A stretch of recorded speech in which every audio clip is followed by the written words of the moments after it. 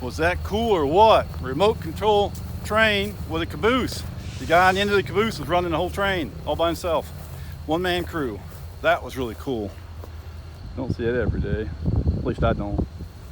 Okay everyone, thanks for watching. Go give me a thumbs up, and if you have time, watch another video. Every view really helps my channel. Helps pay for that gas and helps pay for those shirts. Okay, we'll see you later. Jawtooth out.